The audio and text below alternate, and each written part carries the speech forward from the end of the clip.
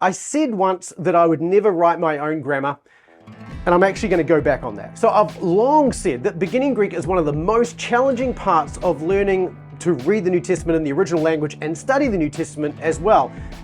But as I've been reflecting recently on why that is, there's one observation I've made that actually makes it really clear why that is. And here's what it is. They're all designed around a seminary time frame. The current grammars that are out there, pretty much all of them except for the one I'll talk about in just a moment, they all have pretty much the same issue, and that is that they all have quite large increments of knowledge that are required for you to step from one element of understanding to the next element of understanding. Now, that's not in itself wrong, it's not inherently bad necessarily, but it does make life very challenging for those who want to learn the languages. Now, we might ask the question of, well, why is it this way? Why do these grammars all require these big step-ups in information to progress from chapter to chapter? And the answer to that question is very simple. They're all designed around a seminary time frame. In other words, every beginning Greek grammar that's pretty much out there today is designed to be taught in a seminary environment.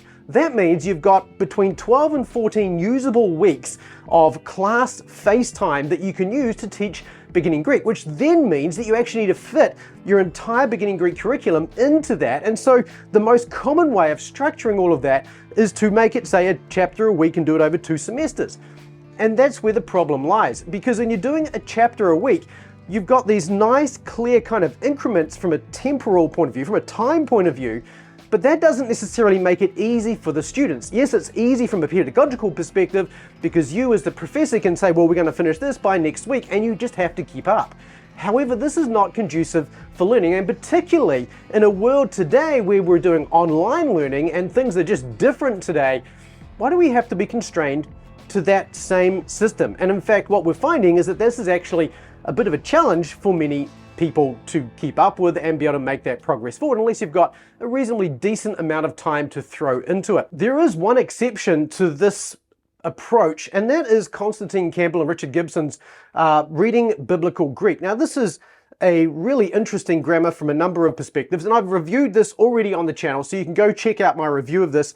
It's very short, 100-ish pages, plus there's a workbook that goes with it, and it's focused really on helping you to read through the book, the Gospel of Mark. So it's really focused around that one aim. Now, the nice thing about this is that it has something like 80 chapters. Each chapter is essentially one page, and that's not exactly true because there are a few where it's part 1, part 2, and so, there's probably more like 85, 90 chapters or lessons if you like. But the point of this is that it breaks these lessons into smaller bite-sized chunks that then are much easier to comprehend and put together. Now, this is built for a seminary environment as well, but the approach to learning through this book is a little different to many of the others. It's supposed to be more collaborative and so on. But here's the thing.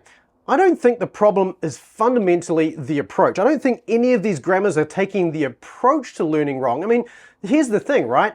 If you're interested in learning the language of the New Testament, presumably what you want to do is, yes, you want to read it, but you want to study it as well. You want to understand the Word of God in depth. And if you're going to do that, that really means you want 2 things. You want the ability, on the one hand, to be able to follow the author's ideas and thoughts in their own words with comprehension. That's what reading is, the ability to follow the author's thoughts in their own words with comprehension.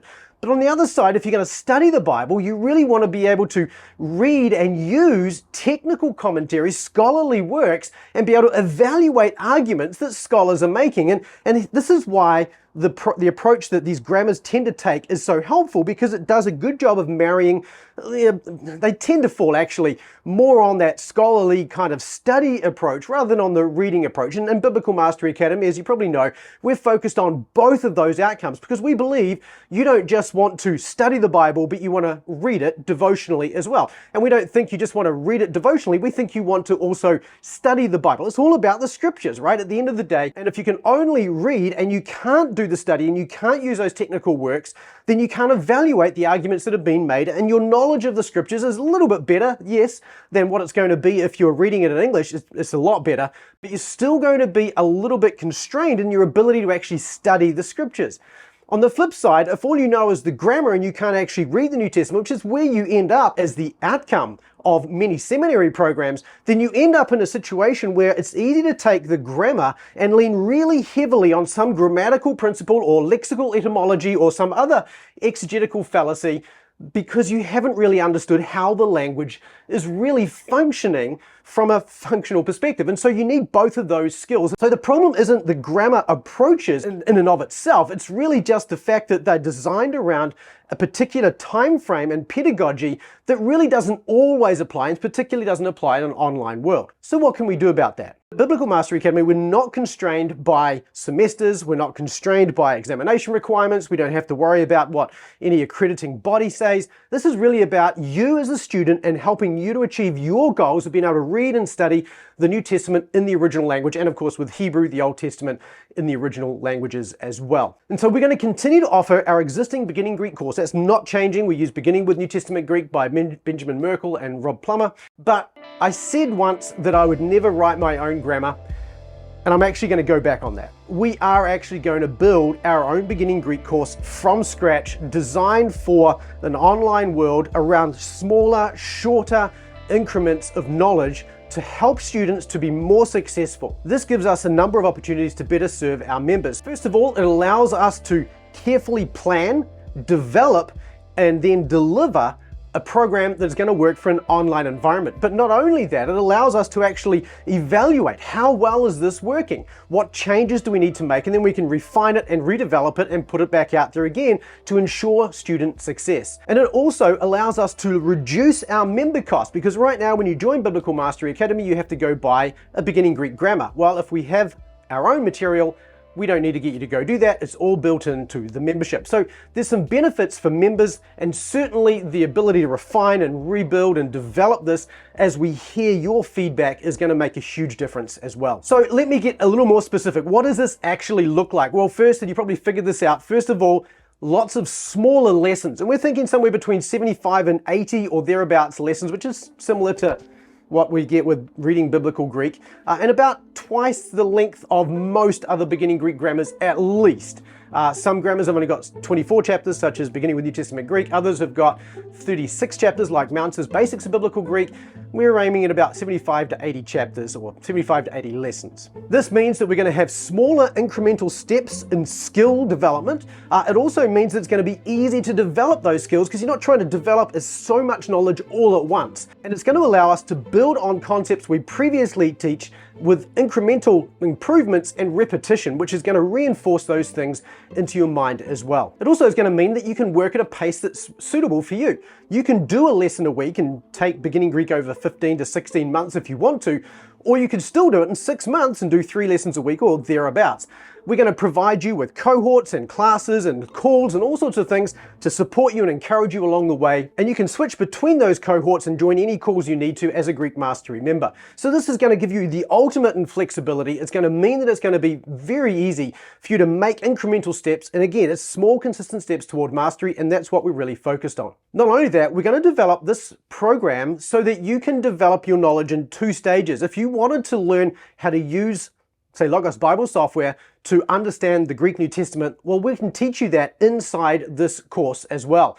But then if you want to go further, we're going to give you a second set of exercises which are going to help you to learn to read the New Testament as well. And you could actually do this in 2 phases. Go through, learn tools, and then the second time through, go through to the extra work, and then that would take you through so you're actually able to read the New Testament more fluently. So it's entirely up to you which way you want to go. We're also going to include in this course additional things like background and motivational things. Now, many Greek grammars, they start with the history of Greek.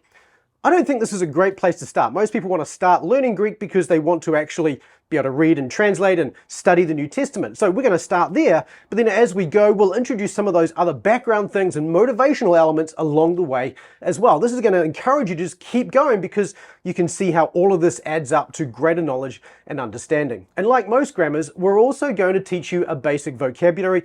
And once you've got that basic vocabulary, we're going to take you book by book through the entire Greek New Testament and teach you the vocabulary for each book, so you can not only read fluently, but also study the text in the original language. Now, if you're interested in exactly when this is going to happen, we're going to be starting the build of this in the next couple of weeks, and then we're going to be delivering the first lessons in August 2023. That's our time frame, and we're going to continue to develop a lesson, probably a week or more than that perhaps, as we go through. Now, we know we're not going to get this right the first time, which is why we have that ability to evaluate and rebuild things and repeat things as we go through to refine it and make it better as time goes on. And that's what we're going to do. We're going to build the whole thing out once, and then we're going to go back and refine and redevelop things as they need to be redone.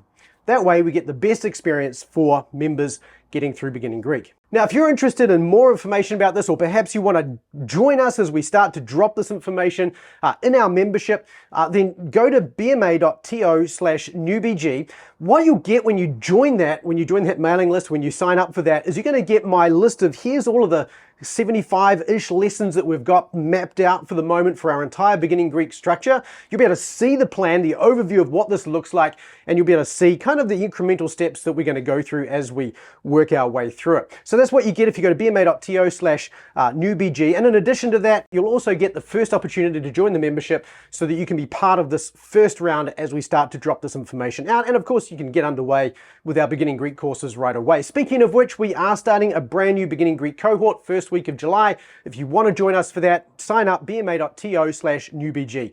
Look forward to seeing you on that mailing list and perhaps serving you in the membership. Thanks so much again for watching this video, for supporting this channel. Don't forget to like and hit subscribe if you haven't already, and I look forward to serving you and seeing you again in the next video. We'll see you there.